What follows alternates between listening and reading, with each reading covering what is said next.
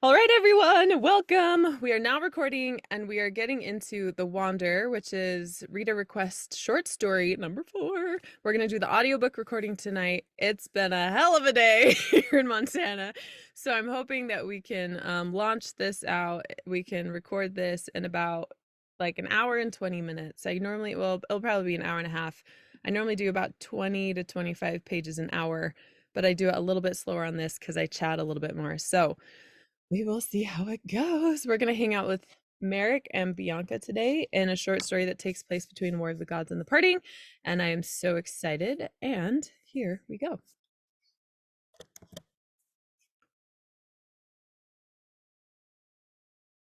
A note from the author. This short story happens after War of the Gods and before the Parting. If you haven't read War of the Gods, I highly recommend you do so, as there will be spoilers in this book. Let me double check that. Perfect.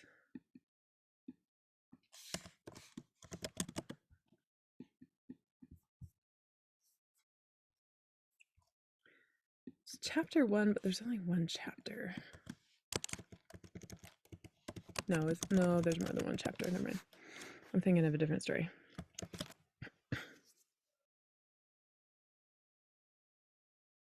Chapter 1. The words Merrick couldn't say rippled through his mind with each step. I love you. Like thunder, they drown out everything else. He pondered the curl of each letter as he worked his way through Chatham Castle, feeling around the curves and edges of such a bold statement. He'd never said them to anyone but his family, certainly not a woman. Was it true? Did he love Bee? More questions followed, deepening his confusion.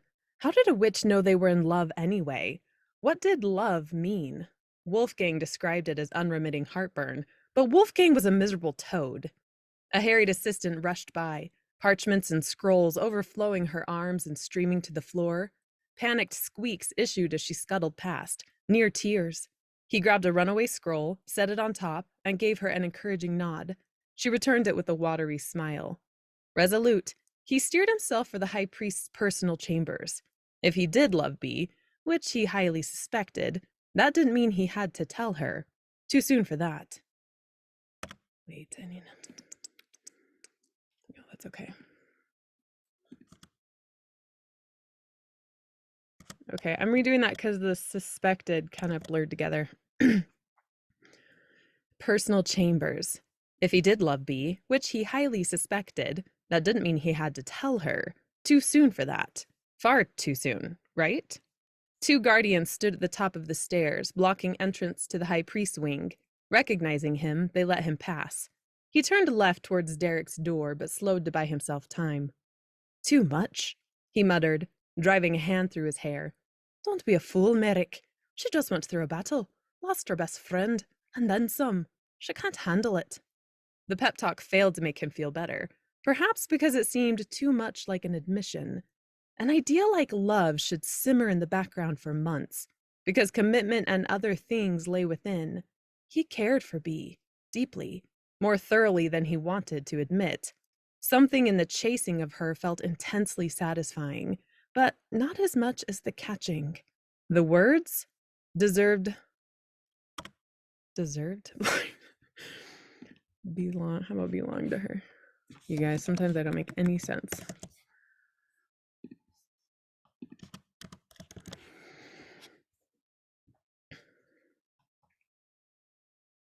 Belonged to her.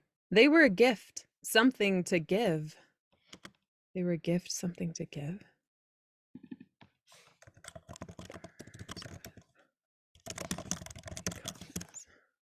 There we go. That puts at odds what he's really doing. Belonged to her. They were a gift, something to impart with heady confidence. He pressed his lips, drew in a preparatory breath, and squared himself to the door. By the time he rapped with his knuckles, and a dull hollow of shoes sounded in his ears, he'd almost cleared his head. The good news he brought for Bee occupied his thoughts again, crowding out the other questions. The door cracked open. Reeves peered out from within, blinking twice. Mr. Merrick. Reeves. The door widened. Bianca stood across the room, near the bay window with slanting light. The sunshine brightened strands of blackest hair, which lay in It sounded funny. No, it was okay. Brightened strands of blackest hair, which lay in riotous strands. Oh, that's what it is. Riotous, not curls. Riotous. I had strands twice, and my eyes saw it, but I hadn't said it yet. And then I realized it. I'm gonna have to back up here. Near the bay window with... Let's try that again. Near the bay window was slanting light. The sunshine brightened strands of blackest hair. Oh, you know what? I moved the microphone. Okay, let's try it again. Near the bay window was slanting light. The sunshine brightened strands of blackest hair, which lay riotous on her shoulders. As usual, she wore her favorite dress, dark green, short-sleeved, without lace or the adornments Jacqueline insisted on. Only when she circled to face him did he sense the stiff air in the room. I swear I edited this.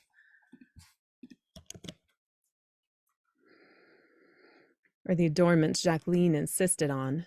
Only when she circled to face him did he sense the stiff air in the room. Her expression appeared haggard, as if she hadn't slept in days.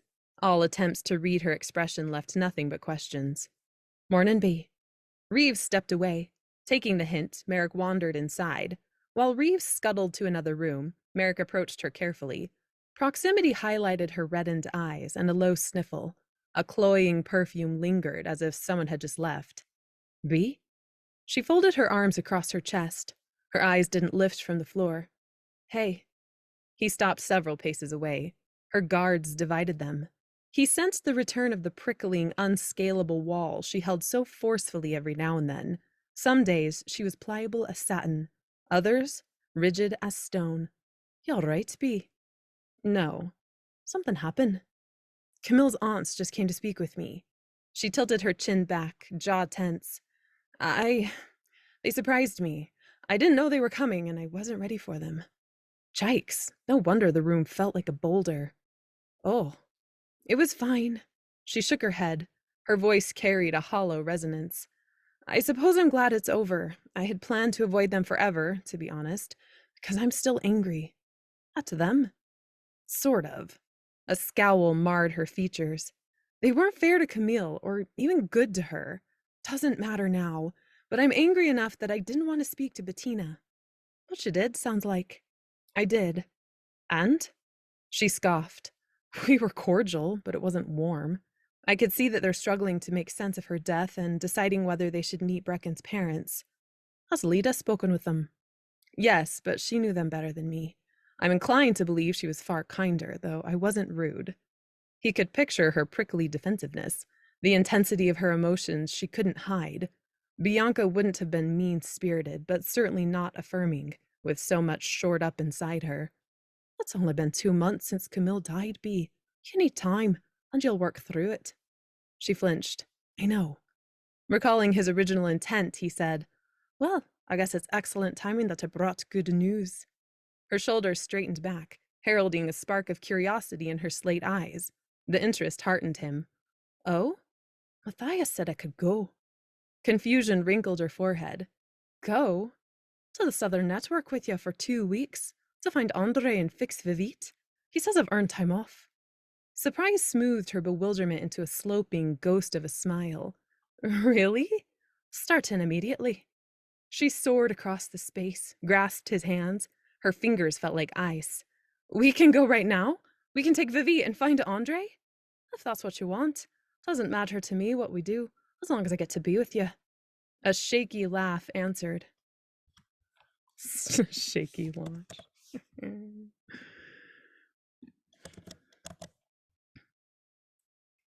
A shaky laugh answered. Swamping darkness peeled away, cracking sunshine. Sunshine. Answered. Swamping darkness peeled away, cracking sunshine wide open again. Merrick's heart buoyed with her rising spirits. I want nothing more. I only need 10 minutes to pack and leave a note for Papa. He squeezed her fingers, resisting the urge to pull her into his arms and kiss her hard. Take your time, little troublemaker. We're going to sift through an unknown forest and a previously hostile network, looking for a witch that may not be alive anymore. It's not exactly a vacation. Vivacity infused Bianca. She stood on the edge of the southern network wall, head tipped back. Wind tossed her hair, gusting hard from the north. The silky strands slipped across her neck in chaotic banners. Restless. I added a T. Restless. In chaotic banners. Restless. Wild. Her left hand curled around the strings of a bag. The contents clanked together with each burst of wind. Vivite, or what remained of Bianca's precious sword. Everything from shards to minuscule dust lay inside. He couldn't fathom how it might be fixed. Could they find Andre? Unlikely. Yet neither of them would give up without trying. Bianca drew in a deep breath, air swirling her lean frame. Her eyes sprang open. Away from Chatham Castle, her cagey panic bled free, leaving the calculation and fox-like quickness he loved. It's beautiful down here, Merrick. The perfect first network to explore with our newfound freedom. Down the other side of the stone wall where they stood lay fields of rubble. Once a proud, stalwart structure, the southern wall crumbled in spots. The southern network had destroyed part of it in their initial surge against the central network, the first act in the breakage of the century-long Mansfeld Pact. A crowd of 20 nomads on the central network side of the border congregated. Swords glinted the setting sun into shards of crimson and rose gold on the stones. Several of them regarded Merrick, but more eyed Bianca. He wrapped a hand around his sword and shuffled closer. Newly opened borders between networks led to a flood of travel. Leadham Wood, at least on the fringes, hosted hundreds of witches that had no idea what horrors lurked within. Needless to say, guardians had been busy. The tips of Bianca's toes curled around the edge of the stone parapet. One strong gust of wind, or slip of foot, and a precarious fall waited. Bianca was savvy enough to transport mid-fall. Not all witches could keep their wits about them to accomplish such a feat, but he waited uneasily regardless. A rosy sky silhouetted Bee. How could he not love her? Her lips pressed in a thoughtful bow. I was going to say brow. How could he not love her? Her lips pressed in a thoughtful bow, then dropped to a hard... Sounded like dripped. How could he not love her? Her lips pressed in a thoughtful bow, then dropped to a hard line. He braced himself for whatever thought was about to burst out of that working mind. Do you think we'll find Andre? Merrick held a laugh in reserve. I hope so. It's not impossible, is it? Probably, he thought. Nah, we'll find him, Bee. Her lips crumbled to one side. She leapt off the wall and resumed her place at his side. Her heart hiccuped at his heart. I'm going to put near him to avoid side twice. Let's start back here. Her lips crumbled to one side. She leapt off the wall and resumed her place near him. His heart hiccuped at her agility, swirling hair, spry confidence. Nothing about this trip would be safe until they embedded themselves farther into the forest to search for Andre, but he didn't want to tear her away from this lovely sunset either. Next time, can you avoid jumping so prettily off the very high and unstable stone wall? She cracked a smile. Next time. During a moment of quiet, Merrick unfolded a map. Unfold it. During a moment of quiet, Merrick unfurled a map, drawn on leather, and curled into a roll at his side. Bianca leaned close to study their starting point at the top edge of the southern network. If they began at the ground directly below their current position and headed due south, the trees would quickly taper to open tundra, a collapsing line that indicated a stream narrowed, winnowing through the darker wood until it faded off the map. He spoke enough of the southern network. Yes, Zika language. I gotta change this up here. Again. I'm just going to put Yazika language.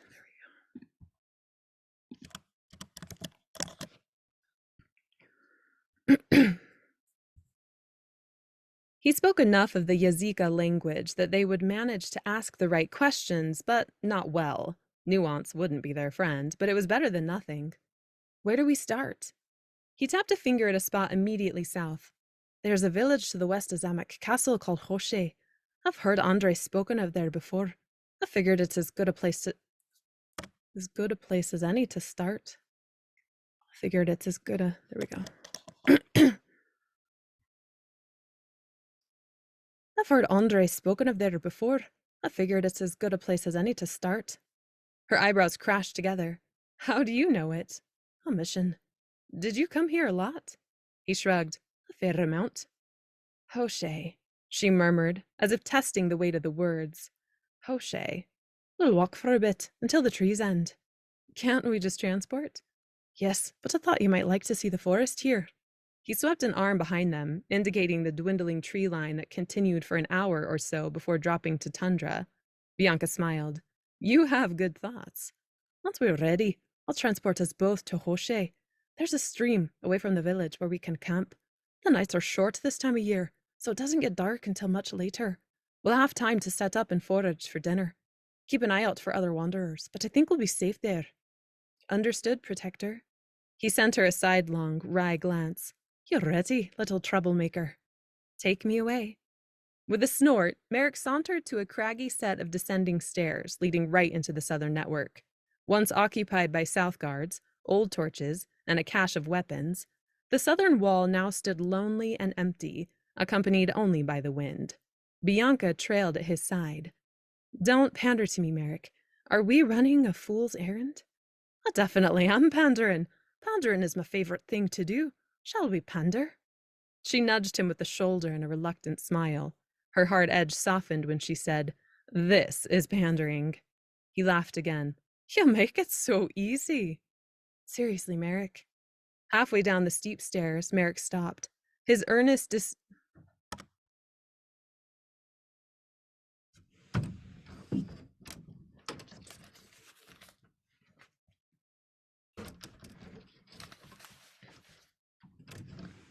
I forgot I have to have one headphone off so I can listen for my kids. Whoops. Hope they haven't been screaming.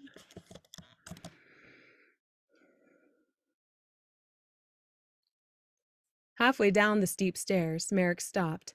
Her earnest distress tugged his heart. I don't know, Bee. Maybe it is a fool's errand, and maybe it isn't. Whether we find Andre or not, we'll be together, seeing a new place, and away from Chatham Castle. All of those are good things. True. The unknown is the best part of the adventure, don't you think? Reluctantly, she nodded. Her teeth sank into her bottom lip, giving way to a fast-lived smile. Yes, you're right. He lifted a hand, let the tips of his fingers slip down her jaw. I don't control it. We're just here to enjoy. To be together.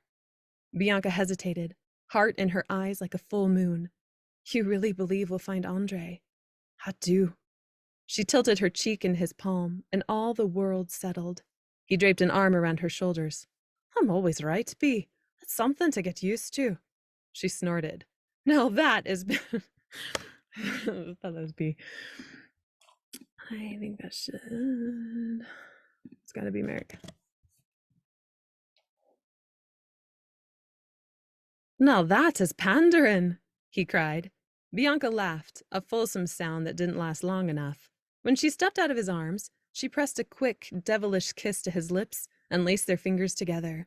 The Vit's remain swung at her side. I'm ready for our adventure, Merrick.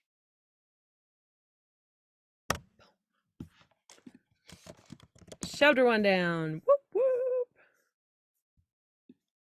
I always love when there's white space at the end of the chapters because then I get to scroll and it looks like I'm moving really fast. Chapter 2. Their smoky campfire belched leaden smoke, cloyingly thick. Bianca set a bundle of twigs on top, then ducked out of the way when the wind blew soot her direction. Merrick laughed at her as he tossed her a silvery, gutted fish on a stick. The bulbous eyes stared out, locked in death. Deftly, she caught it, smirked, and set the scaly trout on top of the coals. When the fourth fish rested with its mates over the heart of the fire, he lounged against a tree. Bianca pulled her knees to her chest in the cradling hold she'd adopted since the battle. Firelight and a late setting sun illuminated her face, casting her gray eyes into darker shadows. Merrick flipped the leather map open with the flick of his wrist. Here's where we are right now. Might as well look at what we expect tomorrow. A white dot, distant as a star, but glowing bright as one, illuminated a speck on the map. Bottom lip trapped by his teeth, legs kicked out in front of him, as he considered... That doesn't make sense.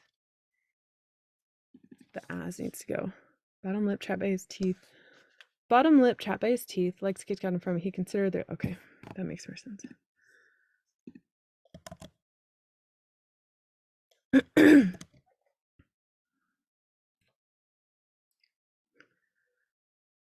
Bottom lip trapped by his teeth, legs kicked out in front of him, he considered their location.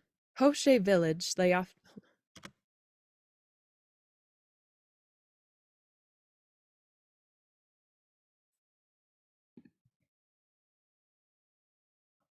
My daughter's coughing, just... I think we're good.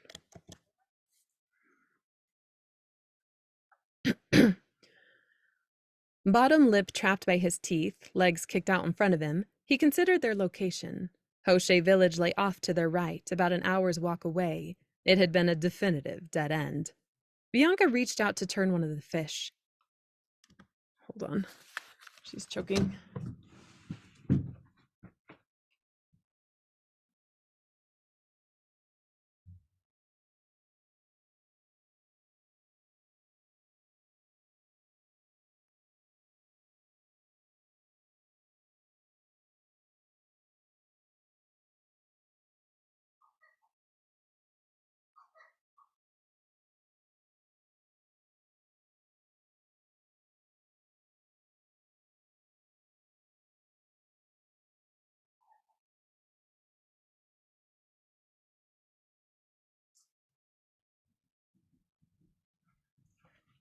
Sorry.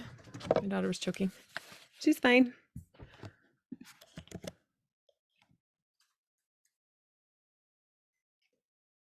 Bianca reached out to turn one of the fish. As she flipped it, the fresh scales glimmered, falling into the ashes. Coals smoldered with moisture from the fresh side. This lighter side of Bee, away from the castle, reassured him. She lived in there, somewhere, buried deep in the morass of grief. Karen's coming. Let's see. We gotta change this to version. I gotta redo that. There we go. Sorry. This lighter version of Bee, away from the castle, reassured him. She lived in there, somewhere, buried deep in her morass of grief. Bianca settled close again, stirring the pine-scented air. She'd rustled her hair into a messy braid that flopped onto her left shoulder. Gotta let Andy in.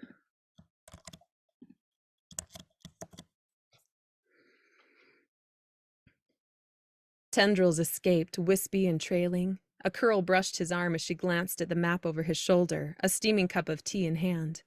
Want a drink? He accepted without looking. Thanks. We're farther south than I thought. See that bead of light? It's showing our location. Her eyes widened. Cool spell. Tell me the incantation later? Sure. Instinct told him to skirt the river if... if they were to find Andre. There we go.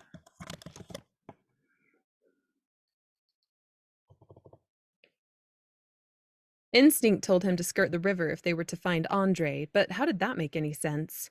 While he studied the map, Bee hugged her knees to her chest and tilted her head back. New stars speckled in a sprawling dome overhead. The fire smoked with glimmering fish scales that caught the starlight. His eyes burned from a long day, ready to sleep, though the sun just set. Did I use glimmering up here? I did. Sparkling.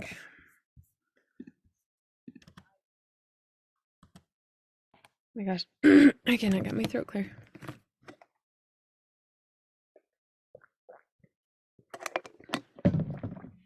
I think this Oh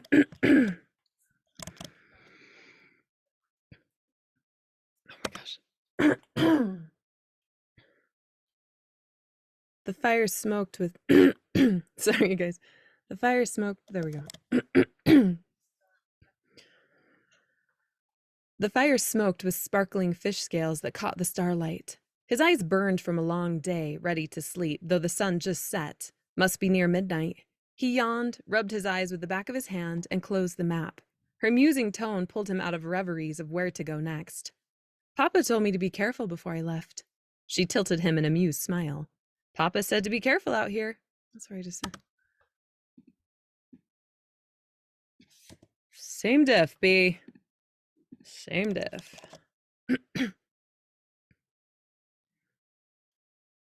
The Southern Network forests aren't the same as Leadham Wood, though I can't see how they're all that different. She spread her hands. Trees are trees. Definitely not the same. With any luck, she said lightly, we might stumble into a gem mine that's been abandoned and find a motherload of gems. He snorted. Fat chance. She giggled, an airy thing that could have stopped his heart if it already didn't beat for her. Merrick set the map aside and leaned on his palms. Fluffy, fat. Fluffy, fat. There we go. Fluffy, fat blades of grass collapsed beneath his weight. What would you do with the gems, Bee? You never wear jewelry, and you certainly don't care about new clothes. I'd give them to Lita's family. Well, I think you can hear my daughter. No, you didn't hear it. Okay.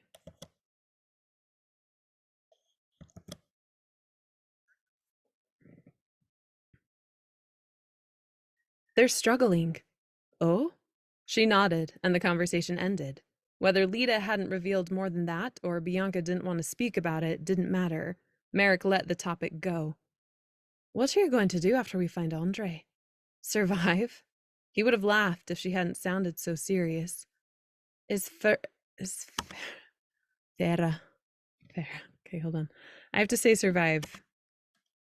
She was not that serious. Actually, say it.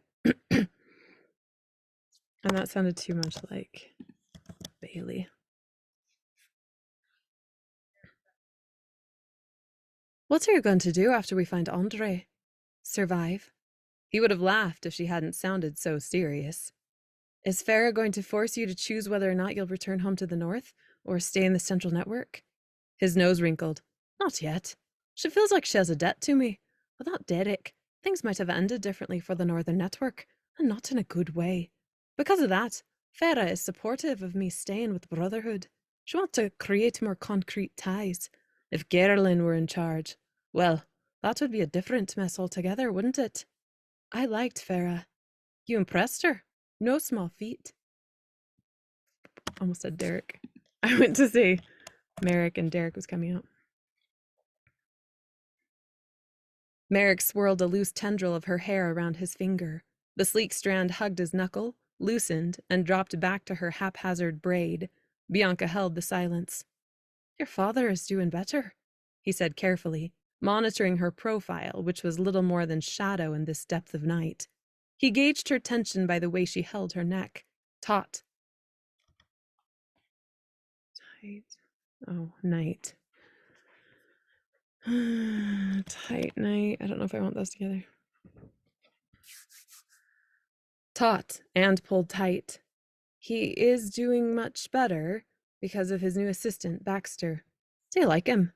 He seems nice. He's good at what he does, which means he'll organize Papa when no one else has. Helps that Derek finally admitted he needed assistance. Papa is stubborn. I've noticed. Concern weighed on her voice like a child seeking reassurance. Do you think he'll be all right? Derek's like a cat with 20 lives, Bee. He's going to be fine. He's tired, and recovery is taking longer than we expected, but he'll come through. She swallowed, chin on her knees. What about you? He asked, modulating his tone. Previous attempts to prod the sleeping lion of Bee's sorrow had met with abject failure. She clutched her grief in a jealous hold, the way she had for Marie. He sensed that her familiarity with loss meant she wouldn't hold as tight this time, but the last 2 months hadn't been easy. Her powers didn't flare as before, but she spent long hours running in the forest. I'll be fine. Her firm, that wasn't firm, that was airy. I'll be fine. Her firm tone convinced him. Moonlight glinted off her eyes, surprisingly wide when she admitted, I'll be better when I have Evite back in my hands. You will. A drowsy pause heightened the solitude of their hidden spot, far from living memories and the cords of obligation that bound them both. The central network lay heavy back there, steeped in mourning, change, and the terror of persevering into an unstable future. The ravages of war didn't quit just because the battles did. They worsened, because no one could hide from this side of decisions. Bianca snuggled close. I'm fine, Merrick. Really. I know you want me to say more words about it, but there's nothing to say yet. When the words come, I'll give them to you. Merrick rested his palm in between her shoulder blades, which held a little chill. The touch of bare skin sent a thrill through him. Trust you, Bee.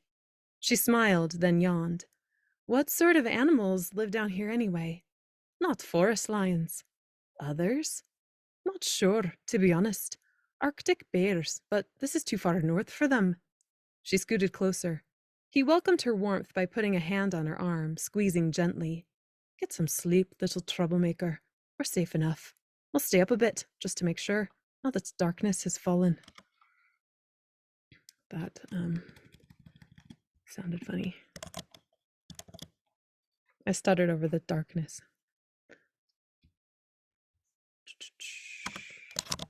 There we go. We're safe enough. I'll stay up a bit, just to make sure, now that darkness has fallen. You sure? He nodded. After a feather-like kiss on his lips, she reached for a lightweight summer cloak and pulled it around her. He sensed the way she attempted to map out the darkness as she lay down. Only when her back tucked against his thigh did she exhale a deep sigh. Her body snuggled under her cloak, one hand grasping onto the bag with Evite. She fell into the steady pattern of sleep. Merrick peered up at the sky, lost in the rhythm of Bianca.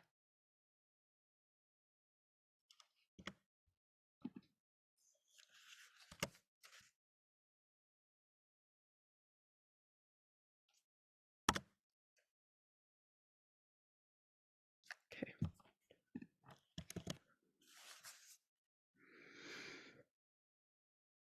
The smell of burning coal and smoked meat drew them close to a southern village 2 days later. Bianca flung a branch out of her eyes as Merrick led them through a copse.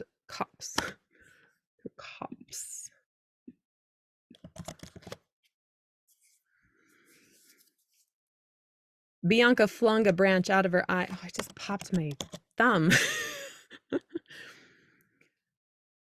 Bianca flung a branch out of her eyes as Merrick led them through a copse of thin, sharply pointed evergreens. Pine needles trembled on pliable branches, scuttling below in thin, red strands. The two of them emerged from the small forest and toward open tundra. She strode at his side, wearing a pair of pants under a dress that hiked up higher than usual. Without Lita or Scarlet to admonish obvious fashion faux pas. Without Lita or Scarlet to admonish obvious fashion faux pas, she slipped into whatever wardrobe she wanted.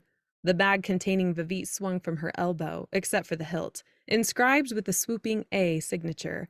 She wrapped it in a thick white cloth and carried it in her right hand.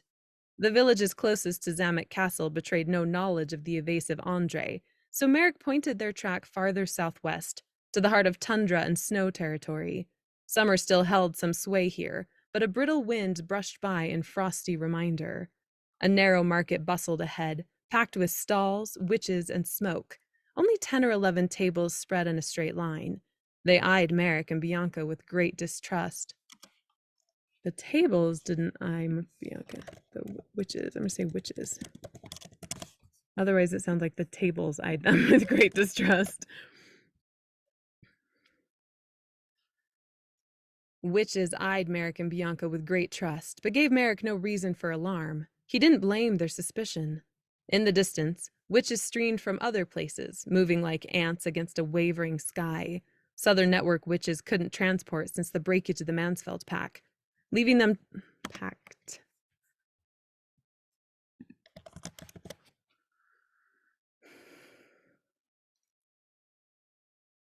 Southern Network witches couldn't transport since the breakage of the Mansfeld Pact, leaving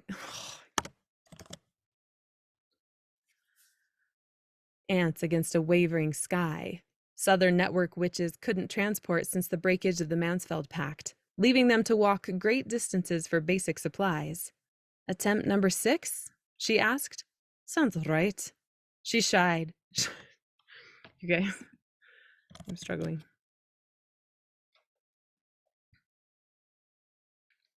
She sighed, the hearty sound gusting in annoyance. Smells like roasted goat. He tilted his head back to catch the scent better. And smoked fish. We might be able to barter for something else to eat that isn't greens or trout. She put a hand to her stomach, which growled. I'd eat anything. You think they'll let us buy? Why wouldn't they? The last one sent us away. Merrick frowned. The witches hadn't so much sent them away as refused to sell them anything. Prejudice after the war, perhaps, or fear.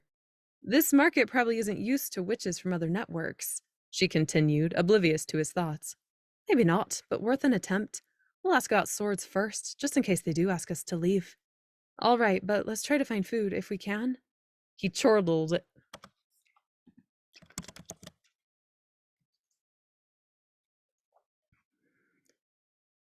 He chortled at her pleading tone.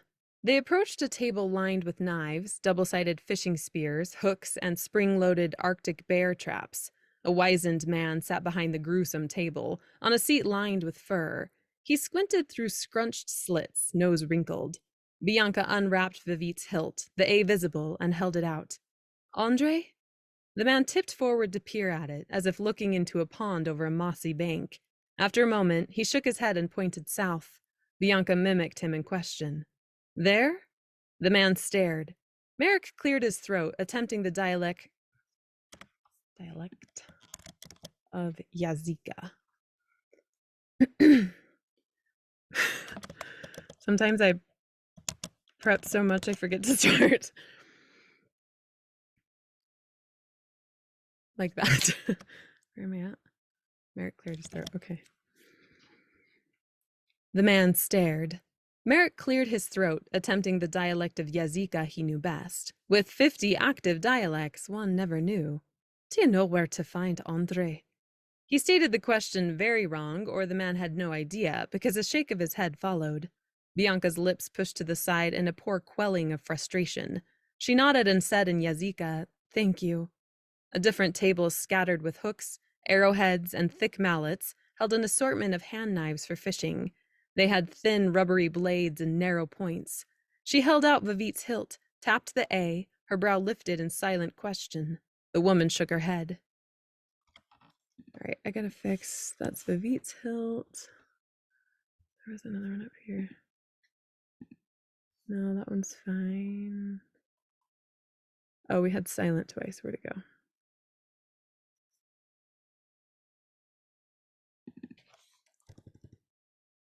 There we go. I was gonna say they perused. You don't want to do that. Sorry, I accidentally added a track. And now it's being dumb. Okay. Everything has to come back to its place.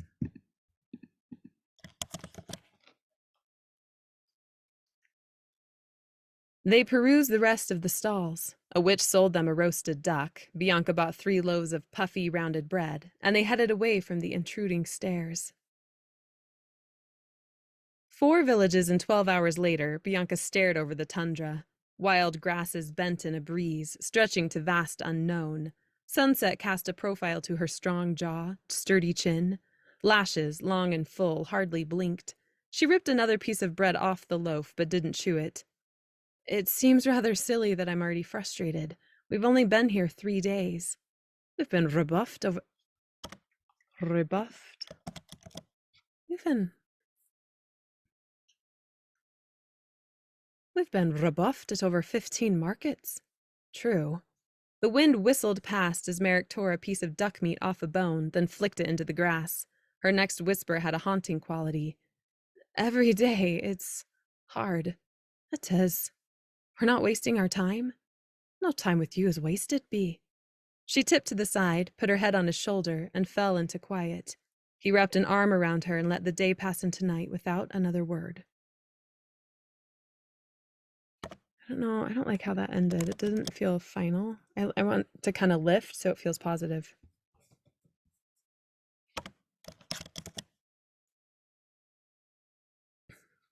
And fell into quiet. He wrapped an arm around her and let the day pass into night without another word. The interesting thing about audiobooks is intonation is really important. The way your voice drops or lowers or the speed of a sentence can actually make a big difference for the listening experience and like establishing like emotion and feeling for the story. So sometimes I like redo chapter endings like that. Chapter 3. Walls of striated, polished ice flowed in undulating lines around them. Each razor-thin layer swooped and fell in slivered lines of turquoise, silver, and hints of sapphire. Merrick ran his fingers along the edge, smooth as moth down, and chilly against skin. Against his skin. Do I already have smooth? I don't.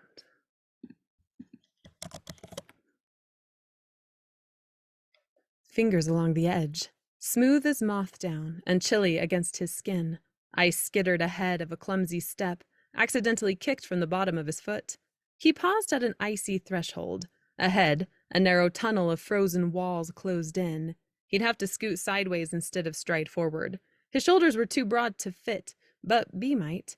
Bianca's hair listed off her face as she gazed above, where the bluish world came to a point at the top in chiseled facets. A gentle glow of light illuminated the path. Her tone remained low, acknowledging the reverent air of the rhymy tomb. It's amazing that we can still see. The sun is not that far away when you think about it. Obviously, glows through the glacier walls. The walls are so thick. A couple paces at least. This is amazing. Her wonderment brought a smile to his face. If not adventure and escape, what else did they come to the Southern Network for? He may not be able to deliver Andre, but no one would take this from them. He canted his body and shuffled to the side, ice scraping his shoulder blades. She followed, her lean frame barely brushing the hall. Her fingertips spread out, pressing into the ice and trailing along. You're thinking about Camille, aren't you? He asked. His voice rang with a vibrant echo, tripling ahead. She scowled. He hid a smile. After several ponderous moments, he said, She had a big laugh, didn't she? I remember hearing it in the castle halls. Bianca sent him a sly. I almost said sigh. Hear it in the castle walls. Bianca sent him a sly, sidelong glance, as if she knew what he meant to do and would stubbornly refuse to let him win. A break in their forward trail drew his gaze to the right, where another course branched off. The ceiling lowered, kissing the ice floor 20 paces away. More alcove than path, he kept going. Bianca said nothing. And she loved Brecken, he said, undaunted. I've never seen a woman go after a man with such single-handed determination. For a while, I thought all Central Network girls might have the same moxie, but then you changed my mind. He winked. She muttered something that sounded distinctly like, that came out funny. I just need to enunciate it more. He winked. She muttered something that sounded distinctly like panderer. The hint of a smile tugging her lips gave her away. Just gotta fix this. So it says lips.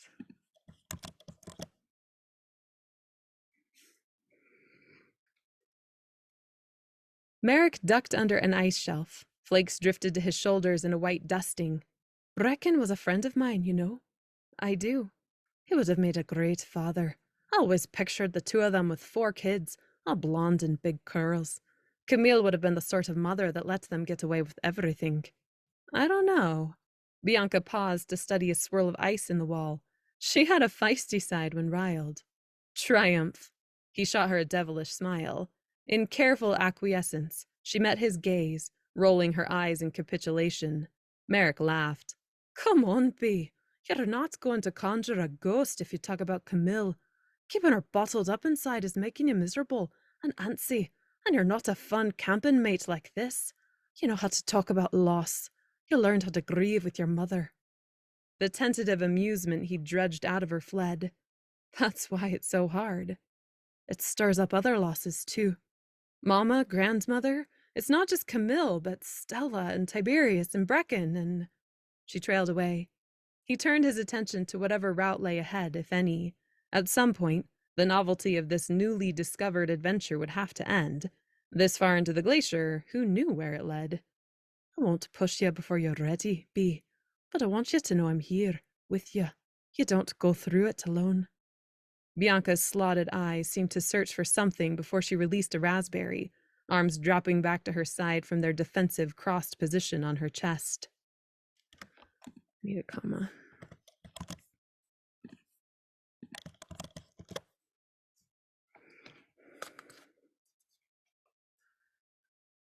Camille loved flowers and fizzy water. Too much. Sometimes we'd get in trouble sneaking it out of the kitchens, but I'd always take the heat because Camille couldn't afford any more of it from Fina.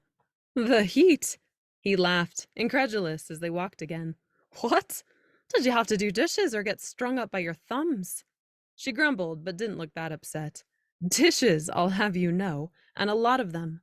My fingers turned to prunes by the end, and every minute doing dishes was one that I wasn't running in the forest or doing something more fun. At least Fina didn't have you." Didn't have you.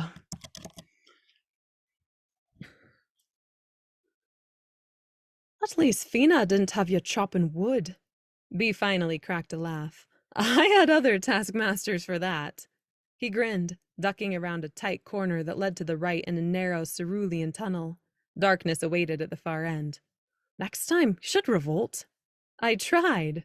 Merrick chortled, then stopped. A seat had been chiseled into the ice along the right wall. Wooden shavings littered the ground. Had someone whittled here? He scuffed a toe along several curls, but they'd frozen, encapsulated in ice and history and time. I just gotta delete this phrase because it's in the previous sentence. Sometimes I edit on the fly. It's pretty sweet. Bee stopped a second. Bee stopped a second.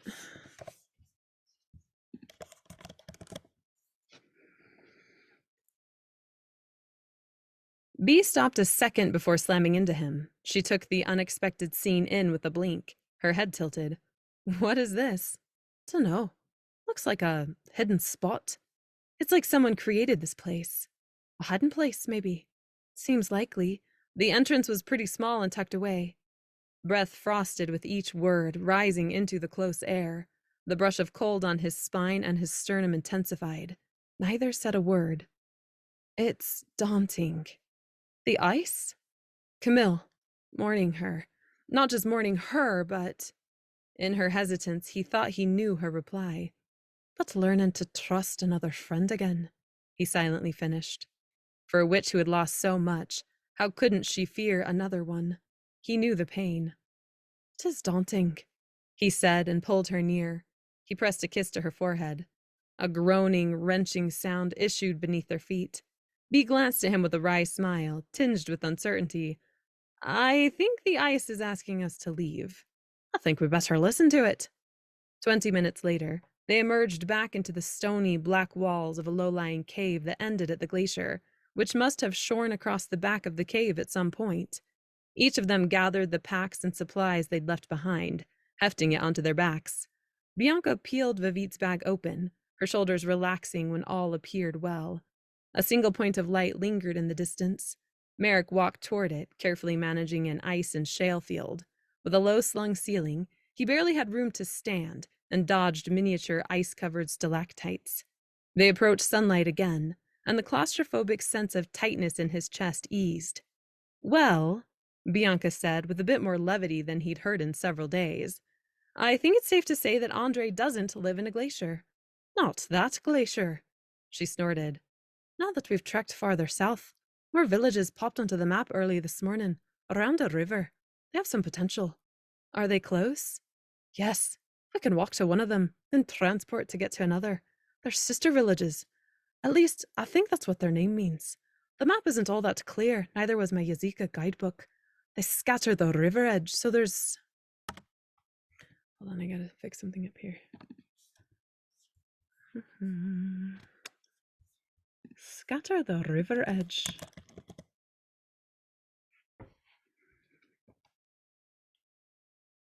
They scatter the river edge, so there are many to inquire at if the map... That's a weird one. They scatter the river edge, so there are many to inquire at if the map is correct. There we go. I got it. Nailed it. They scatter the river edge, so there are many to inquire at if the map is correct. We might not find anything, as they're probably nomadic. After a pause, she whispered, "Thanks. You're carrying the majority of the burden of this trip for me. I hadn't thought to research ahead, was too focused on..." Her hand drifted to the lumpy bag that swayed along her side. "Anything for you, B." A smile quirked her lips, sweeping him with the surge of affection nearly...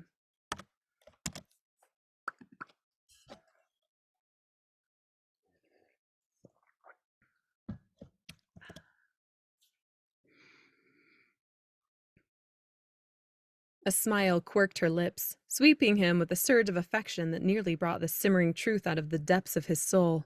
"I love ya." He longed to say the words in a way he'd never felt before. An overpowering push, a drive, a need. The rampant desire soon quelled itself. He couldn't. It wouldn't be fair to lay that much at her feet when she grappled with other difficulties. Yet, what if he never said them? Was it worth living in the agony of the unstated? He firmly rejected such fears. Tonight, he'd tell her tonight, when they could sit and focus and not wander away from the reality of the words. Neither of them were going anywhere. The future was rife with possibility. "Andre doesn't strike me as the type of witch you find." Her voice turned musing instead of irritated. "After a week of searching for him, he seems like the kind of witch that finds you."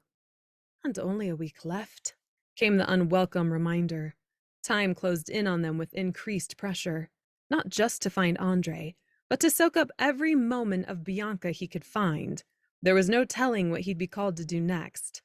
"Maybe we'll get lucky. He might hear that we're asking about him and call us to him." Amusement flickered through her eyes. "You think that's how it works?" He chortled. "I've got no idea." Bianca laughed, the bell-like sound rippling off the cave walls. It loosened the tension that held like a band. They stumbled closer to the growing light with each step. The tinkle of rocks falling over each other rang in a background soundtrack. That was funny. Background.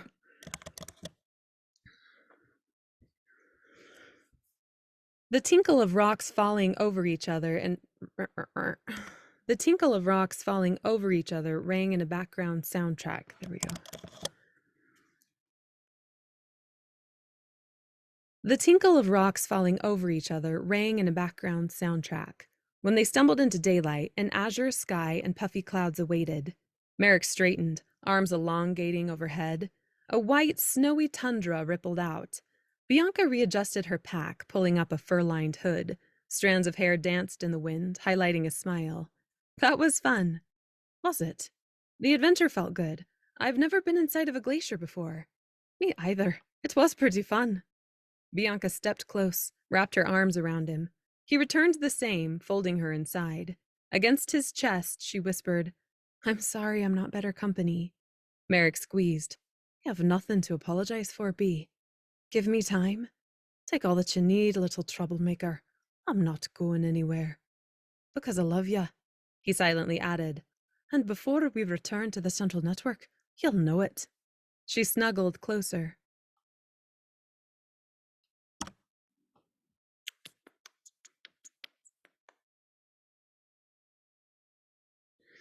I'm just thinking, earlier in this scene, he tells himself he's going to tell her tonight, and then he doesn't. So he needs to have something here where he acknowledges something.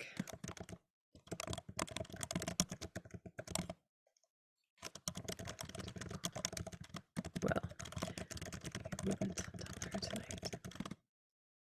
Tomorrow will be soon enough.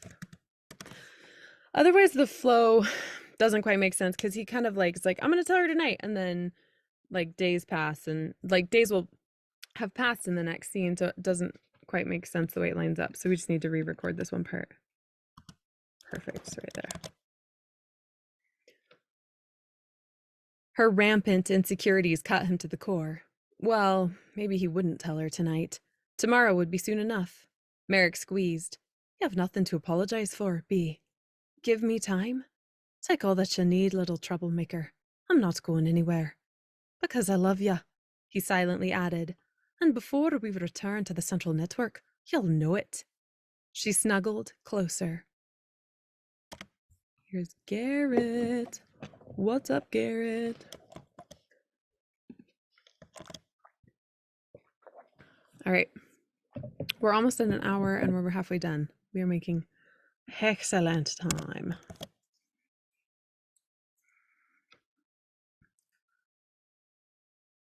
Oh, we gotta wait longer.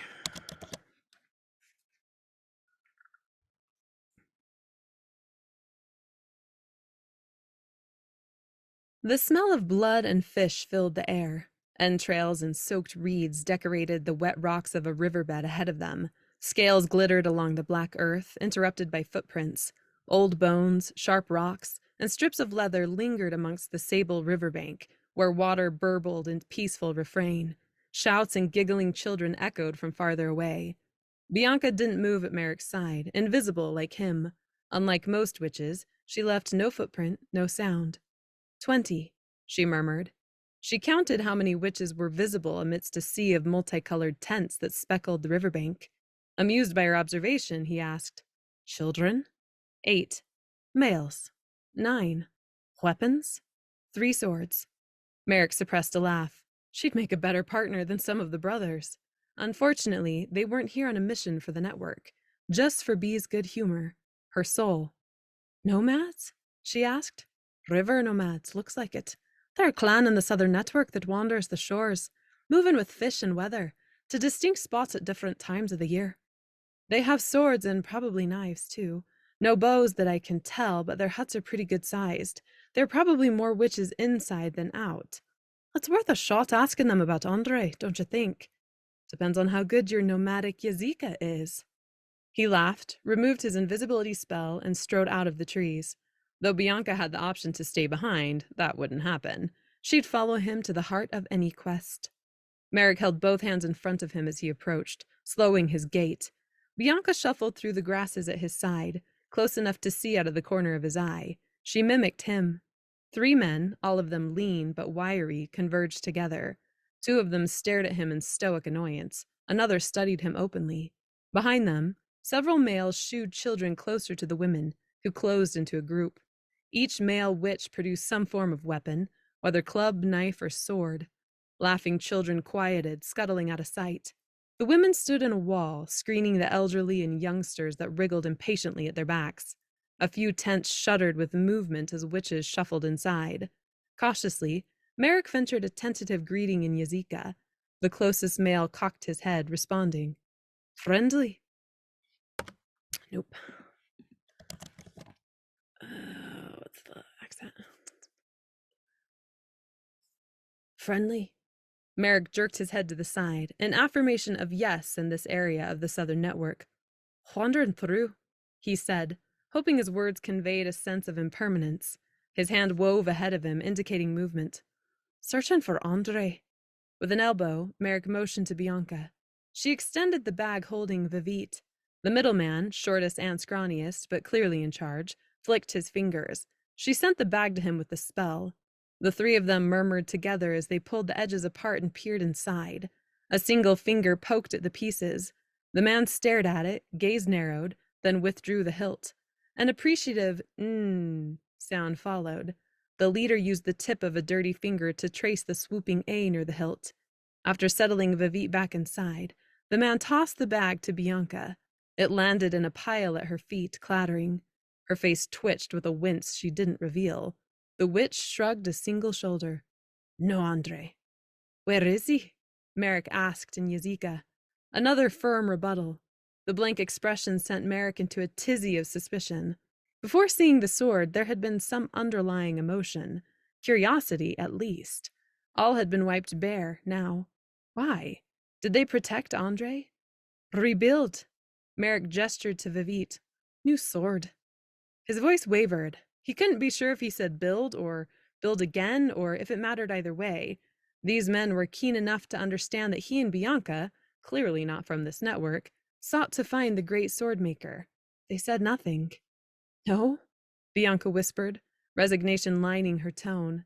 The bag returned to her hands with a spell. She clutched it, knuckles white. Her eyes never strayed from the men. No. Her lips parted, but she closed them again. The irrefutably stoic, hardened expressions of the gathered witches left no room for pleas. If they did know Andre, which he suspected they might, they wouldn't yield. Could he blame them? Not at all. Their magic had been stripped and the borders opened. Nomadic river families had little enough to do with the network at large, and now decisions of a rotten high priest had massively impacted them for the rest of their lives. Any magic user would be suspicious and dangerous. To press about Andre again would only draw greater suspicion, perhaps an attack. Merrick inclined his head. Thank you. He backed up the first 10 steps, keeping his gaze forward. They returned it. Blank, not bleak.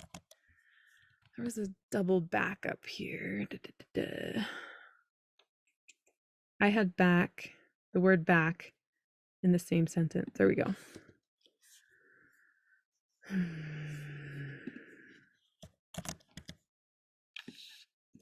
That was a long run. Blank as ever. Satisfied that they'd watch him leave and nothing else, Merrick turned around. Took a weird breath there. Bianca strode through the snow at his side until they hit the tree line. Once the forest enveloped them, Merrick became invisible. Is it invisible or visible? No, invisible.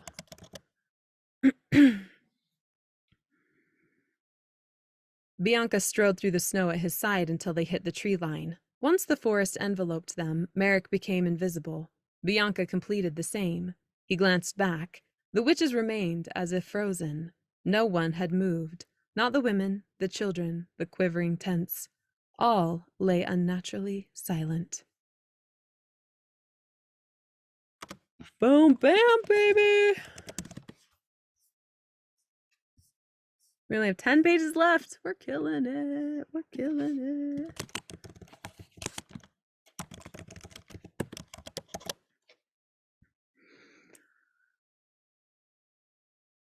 Chapter 4. A pristine lake rippled on top, clear as glass but cold as melted snow. Forests surrounded it, bright verdant bushes and proliferating trees. He had temporarily transported them here, away from the tundra, to bathe and rest. Shivering, Merrick dunked back under the water. Cold prickled his scalp. He scrubbed the soap from his locks, released a trail of bubbles, and surfaced. Frigid, but refreshing. Water drained out of his ears as he shoved wet hair out of his eyes. Standing in the open air, certainly warmer than the water, didn't shuck the chill. Goosebumps broke along his shoulders and chest as he shuddered. Worth it, as he wouldn't smell quite so rank. Sorry, I got a proofreading error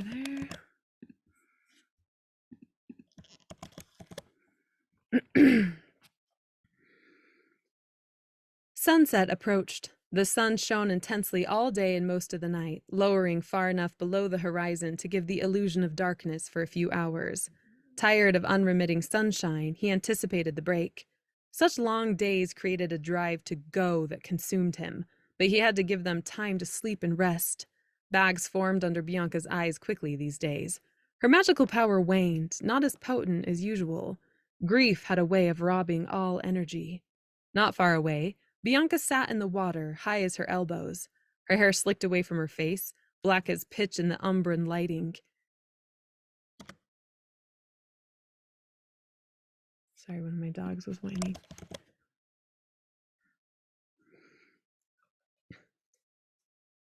She smiled when he trudged through the pristine water to her side. Her teeth clacked lightly. Cold? He asked. She nodded, scrubbing a hand across a wet garment. Soap bubbles skirted away, skimming the top of the water. An enchanted bar of soap floated at her side. She kept a dress on and scrubbed at it with the bar. Socks, a second dress, and a cape poised on top of the water. Soap saturated them. Feels good to have a real bath, though. Clean clothes will be nice. He stole the soap, lathered it with his hands, and began to scrub his pants. The bar plopped back into the water, splashing her. She ducked it with a laugh, batted water his way.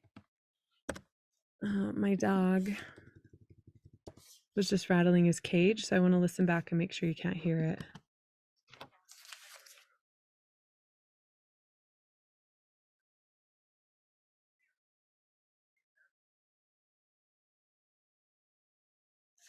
Yeah, should be fine. Which is awesome.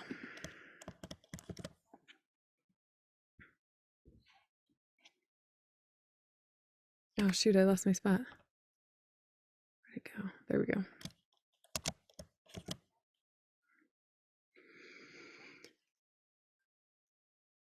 While she shoved her clothes underwater to rinse them, he moved into a deeper spot to rinse the grime free of his own clothes. By the time he stood, she wrung out her cape. Sorry, we have a lot of repetitive words. She wrung out her cape, sending it to...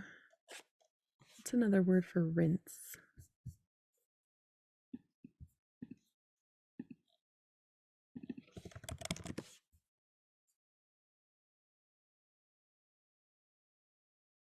We just cleanse. Scrub. There we go. There we go.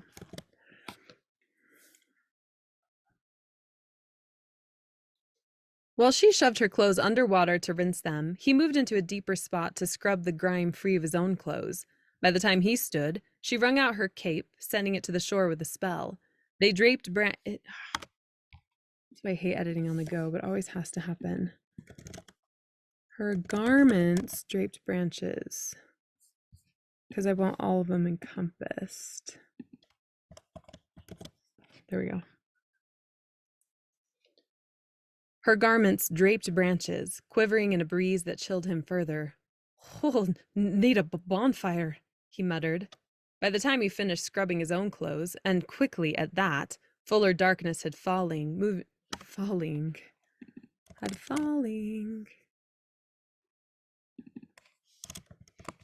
Washing his shirt. There we go.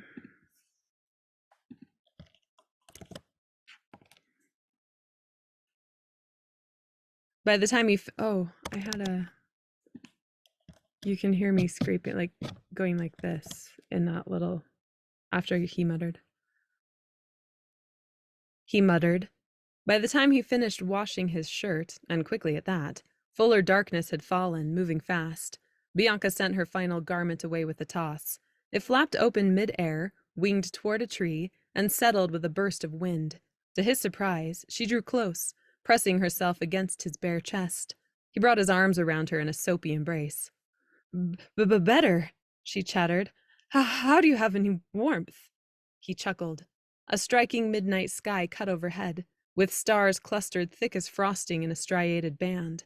They dotted away in lesser refrains, but no dimmer for their lack. He tilted his head to see them better, before the light of the fire undercut their starlight. Bianca drew her gaze higher, but kept a tight hold. His toes gripped a rocky bottom, slick with mud, anchoring him in the spot. Beautiful. Worth it? Yes. Adventure always reminds me. Of what? That life is worth the risk. Her body trembled, or maybe that was his, so Merrick drew her away. Come on, Bee. We're both shivering, and we're not going to find Andre if we develop a cold. Let's dry off close to the fire. A pre-stacked pile of firewood, on the dry shore not far away, sprang to life with flames. After a full day of using the map, transporting, and hiking, he didn't have much energy to give to magic. The exorbitant use tugged at already low reserves, but the curls of heat would be worth it. He'd sleep it off soon enough, anyway. Before they slipped back, Bianca put a hand on his arm. Her icy touch brought his attention to her eyes. The stars reflected there. Merrick, it's been a week and a half. There's only 3 days left before you have to report. I've almost accepted that we're not going to find him. Not with that attitude. She pressed her forehead to his. Her damp lashes closed over tanned cheeks, fanning with drops of water like dew. I put the stars reflected.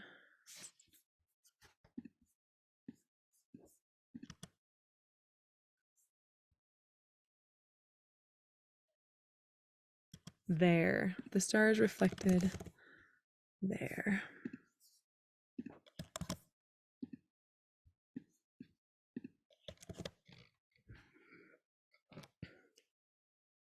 I'm still here because I want to be with you, not because I think we'll find Andre.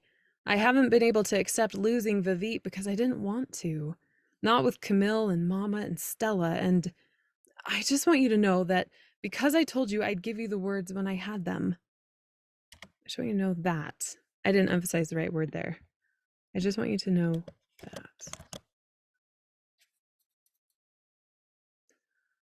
Not with Camille and Mama and Stella, and I just want you to know that because I told you I'd give you the words when I had them. He lifted a curled hand to her cheeks. His numb fingers barely registered the feeling of her skin when they grazed his face. Don't give up, Bea. I haven't. Not on what really matters. He captured her sorrow with a heated kiss. Her lips were hot against the glacial water, and the tremor of her body pressed to his sent a fever through his blood. She clenched her arms tight around his waist, answering in kind, until he wrenched himself away. I'm going to freeze to death in an Arctic lake that's barely warmer than melted ice, he said in a rasp against her cheek. I'd want to do it in your arms, as I'm not so inclined on giving up on life yet. Let's take ourselves back to the fire and warm up. She chuckled. Panderer. An hour later, Merrick's gaze had returned to the stars. Bianca slept along his left side, curled up like a kitten, her hair, still drying, sprawled across his shoulder and bicep where she'd fallen asleep. Still the middle of the night, and sunlight already hinted at the farthest horizon. He didn't have much time before sleep would be almost impossible. Too much light, but he couldn't bring his body to wind down. A gentle panic rose, choking in its power. Bianca's slowly shedding guards, her willingness to open up, had been a hard-won privilege that came near the end of their time together. The sense that all this ballast between them might wash away at any moment gripped him. Real life awaited, and he wasn't prepared to return. There would be no isolated haven, no waking to Bee's groggy eyes and lilting smile, no scent of her hair in his nose, an open day filled with possibility. There would be grief, work, the protectors, answering questions of dual loyalty, and attempting to satisfy too many witches that wanted something from him. Missions. His upper lip curled at the thought. Who knew what sort of separation awaited them back at home? Protector missions could be 2 weeks or a year. He may have invested all this time, this love, into a losing game. Worth it at any cost. Never before had he felt so at the mercy of his work, so aware that he could be withdrawn from the life he loved and shoved into another mission requiring him to be apart from Bianca for an I hate this word, interminable, but I love it. I hate saying it. Mercy of his work, so aware that he could be withdrawn from the life he loved and shoved into another mission requiring him to be apart from Bianca for an interminable time. Neither would know when or if he'd return. With Bianca, all of life felt so much steeper, more frightening. There hadn't been as much to lose before she wandered into his days. She deepened all the stakes. With the precision he learned from watching Derek Black, Merrick set aside the qualms, the insecurities, and put a block in his mind. He had to think about this differently, consider it a test, a proof, a window to a new life that they'd make their own. Those fears would have to fester for later when they had power. For the time being, they still had 2 days. He lay in a pristine meadow, at the edge of a glacier-fed lake, surrounded by wildflowers and stars and the smell of trees in Bianca's hair, her body pressed against his, vulnerably trusting him to protect her even in sleep. He loved her, and he'd tell her. I need to let Andy in. Eventually. And there was another something up here. Change something up here. And put the block. There we go. We're so close. So close. Eventually, Merrick's shoulders lifted with a deep breath that cleaned out the cobwebs, banishing the murky thoughts back to the hellhole they deserved. He turned his attention to Bee by pressing a kiss to her head and murmuring, "I love you, little troublemaker." Her sleep didn't waver. He dropped into oblivion. Her scream woke him. Merrick bolted upright. One hand reached for his sword, the other for Bee, when a second scream followed. He blinked out of his haze to find Bianca thrashing at his side. Her eyes were clenched shut, teeth bared, hair wild. She cried out, lifted an arm over her face as if to block a blow. Nothing new. Merrick calmed himself and put a firm hand on her shoulder.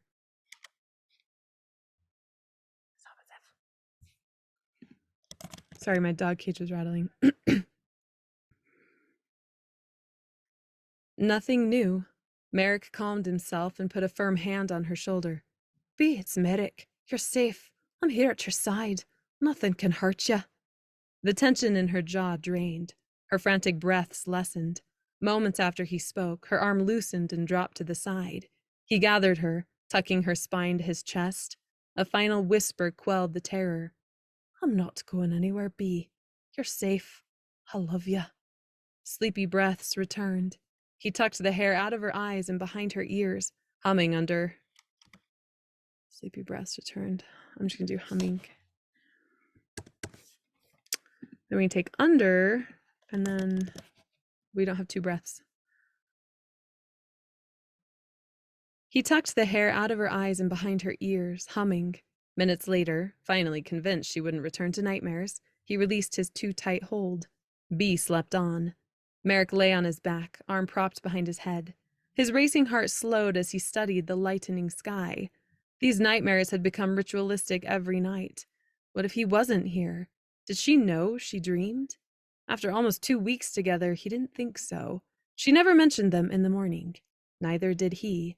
The shrieking terror knotted his stomach, dredging up questions he'd rather not face. Questions that surfaced again and again and again. How could he leave her? What haunted her? Stuffing those aside for later, for he couldn't solve them tonight, Merrick reached for their map. A spell brought an illuminated ball into sight, casting light on the old leather. Their tracks crossed and spanned the southern network in leaps. Indeed, they'd covered a lot of land, from the river dwellings to the glaciers. No sign of Andre, nor witch willing to give up a location or any information, had made itself known. In the jaunt thus far, they'd covered the forested mountains to the northeast, the general spillage of Leadham Wood across the border in the north, and chunks of tundra to the south and east. Bright emerald beads illuminated several rivers and villages where they'd inquired, and he'd enchanted a dot to appear. Unfortunately, Derek had only given Merrick a vague idea that he found Andre in a forest, most likely near a river, somewhere in the south.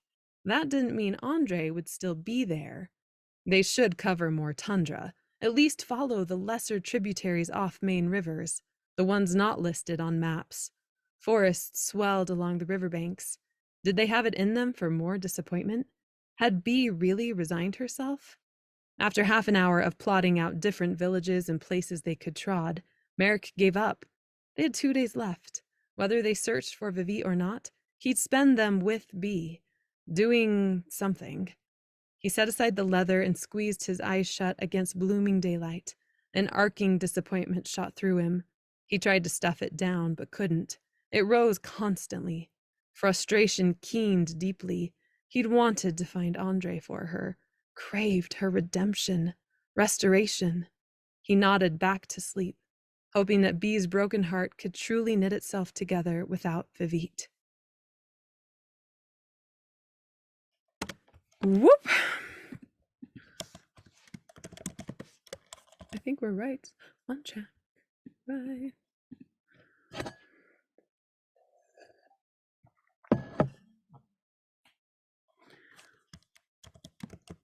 it, I hate it when I do that. Sorry, I pushed a wrong button.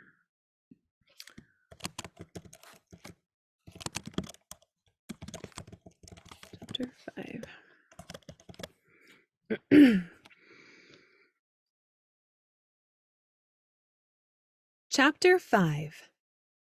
Bianca's growl could have frightened thunder. Not again! You'd think an Arctic environment like this wouldn't have so much rain, he mused. She scowled deeper. They stood under a shallow cave ledge, the rocky lip barely jutting out far enough to cover both of them. The awkward space was low enough Merrick couldn't stand straight, but rain pattered his legs if he crouched too low. Thoroughly irritated, he remained upright, with hunched shoulders. Rain hammered the spongy forest carpet, thick with reddish pine needles. Water puddled the game trail they'd followed after breakfast, skirting deeper into rolling hills of thick grass. Not mountains, but not quite tundra. Some odd in-between near the eastern edge of the network, and utterly devoid of witches. A brief lull had given them a moment of hope an hour before, but this new surge erased it. Morose, Bianca pressed her back to the cave wall and sank. Her hair lay in wet, straggly strands around her shoulders, tangled at the ends. Their clothes were damp. She sighed, an aggravated sound. Bianca tucked her knees into her chest, set her chin on top, and said, "We need to return, Merrick." He tensed, unable to help it. "Need? We can't put this off forever. If we return now, we can do laundry, eat a lot of food, give you a day off before you head back to the Brotherhood." Implications remained unstated. And on a mission, he thought. He didn't know for certain that a mission awaited, but wisdom dictated the likelihood. The inevitable lurked. He wasn't ready.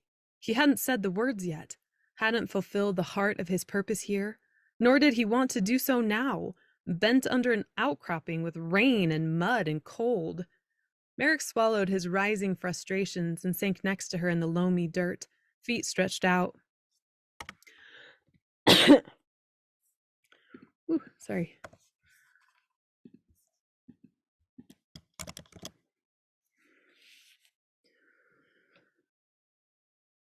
Rain smacked his pants, his boots, as it drained off their rocky roof. He ignored the drumming sound. The spell would drive them. It sounded like I said drive. You know what? This phrase right here, feet stretched out, you can hear that I'm about to cough, so I'm gonna redo it. And sank next to her in the loamy dirt, feet stretched out. Rain smacked his pants, his boots, as it drained off their rocky roof. He ignored the drumming sound. A spell would dry them well enough, especially if they returned to the central network. Bee leaned into his side, molding like melted butter. "I don't want it to end, but I suppose it must." "I love ya," he thought. She shuffled, burrowing deeper. "This has been healing, just what I needed. Thank you, Merrick, for reminding me of who I am, for adventures and patience and I love you more than anything," he thought again, "and reminding me that time heals all wounds, and it's all right if I speak about Camille and let go of Evite. I'll never stop loving you." At his silence, she tugged on his arm. "Merrick?" He cleared his throat. "Me too, Bee. I don't want it to end, that's all. I like having you to myself." Amused, she shook his arm. Her voice sobered. "Do you think Papa will have a mission for you?" "Yes." Her quiet admission of, "Me too," wrenched his heart. The urge to give it up nearly swept through him. Resign the Brotherhood, stay with Bee, live like this if they must. Anything but the horrific in and out the protectors would require. Yet he couldn't. It would betray both of them, their networks, and something inside himself. Besides, if they couldn't survive his next mission, they couldn't survive the life they'd both planned to lead. Everything rested on what came next. Which is why, he knew at that moment, he couldn't tell her. The words, "I love you," were more burden than reprieve. It would lay something at her feet that she may not be able to return, apply pressure to a tenuous and fragile time. He wouldn't say it. Not yet. Whatever came next, they'd see it through. When Bianca restored her strength, recollected herself. Recollected should be recollected? Probably recollected.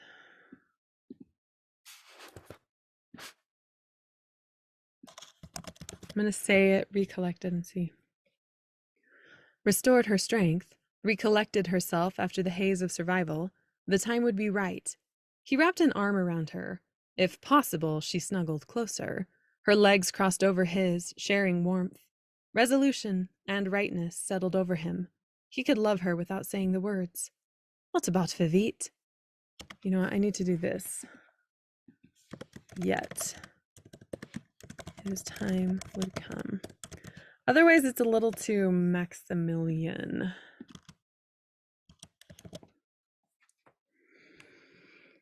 Sharing warmth. Oh, yeah, I shouldn't have done that. It trailed. Wait a second. That's right. Okay. Resolution and rightness settled over him. He could love her without saying the words. Yet, his time would come. What about Vivit?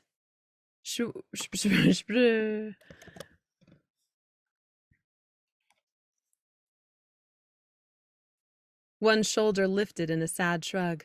I don't know. I think I've accepted that Vivit is gone. It's a step in the right direction. He tapped a finger over her sternum. Not gone. She captured it, linking their fingers together. Tears thickened her voice. Not just Vivit, but Camille, Brecken, Stella, Tiberius. They're not coming back, just like Mama.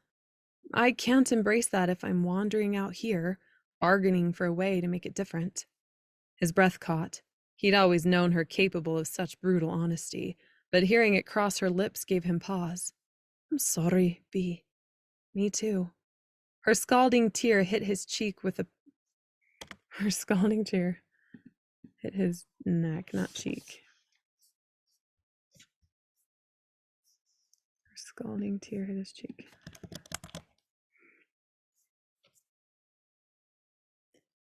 Her scalding tear hit his neck. He let it drift to his collarbone. There we go.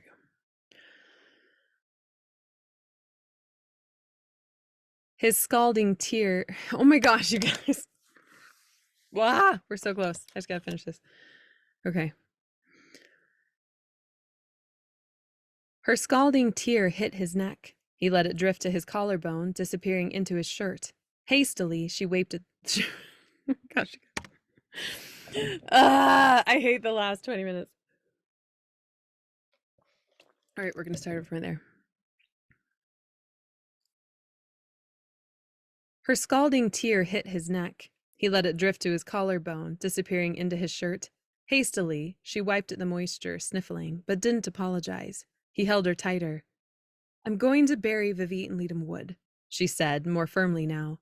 The acceptance she sought filled her tone. It's where I would want to be, and I think it's fitting. She would want the same. That's perfect. I agree. He wanted to ask, and then what? But the words wouldn't form. Neither of them knew the answer. The moment they returned, the future would unfold. All they held was this disappointing, rainy, wonderful, perfect moment. The rainfall thrummed, the heartbeat of a raw earth. The smell of wet pine needles filled the air. You know, he whispered, tilting his head against hers. That's not such a bad ending, is it? Bianca snuggled closer, hand over his heart. Not an ending. Not at all.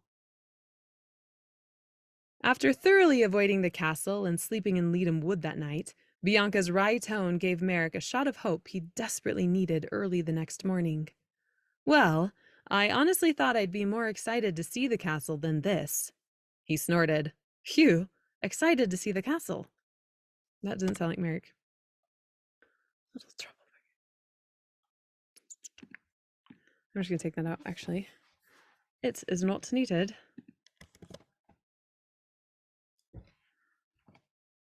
He snorted. A sordid giggle followed. They stood inside the forest just outside Chatham Castle, regarding the sleepy stone behemoth. New guardians shuffled into sentry posts along the wall, while their sleepy counterparts disappeared to rest. The clanking of half-armor and suppressed yawns were a familiar soundtrack. A little too familiar. After the quiet of the southern tundras, the gentle forests that didn't hold as many secrets as Leadham Wood, civilization sounded too loud. He longed to return to the stillness, as emotionally harrowing as it could be. Oh, how he dreaded real life. As a distant clock told the hour, He knew he had no choice. He reached out to the Brotherhood magic for the first time in weeks. Matthias, Derek, I've returned to report for duty. Matthias responded first. Understood. Derek's voice came a moment later. See you in 15, Protector. Merrick's nose wrinkled at the ominous command in those words. A slip of paper appeared in his hand. Just gotta let Lila in.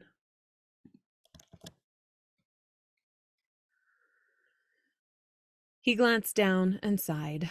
New mission. It's not his voice, it's Derek. He glanced down and sighed. New mission. Report in 15 minutes. Had Derek been waiting? Probably. A test, most likely. Merrick tilted the paper so Bee could read it. She'd gone utterly still at the sight of the words, and he couldn't blame her. The inevitable... I gotta fix this too.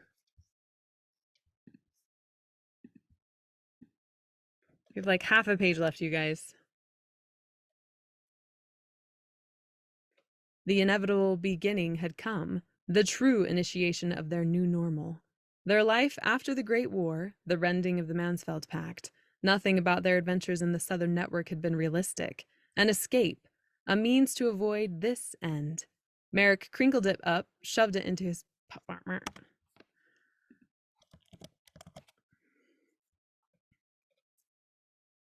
Merrick crinkled it up, shoved it in his pocket. He could see the agony in her gaze.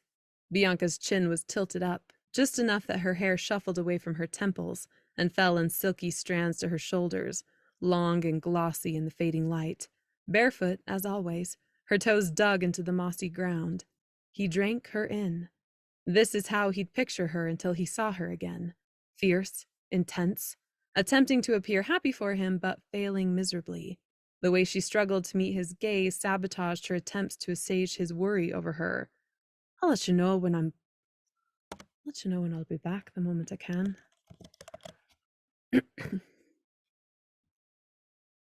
I'll let you know when I'll be back the moment I can. I won't even shower once I finish. I'll just find you. Bianca nodded, jaw tight, though she tried to respond to his low smile. He pulled her close and drew in a deep breath. Leaves and earth and pine and grass. The woodsy combination emanated from her, as if she were a wood sprite in witch form. Her arms came around him, holding him like a vise. When he stepped back, the hardness in her expression... Sorry, my palate closed.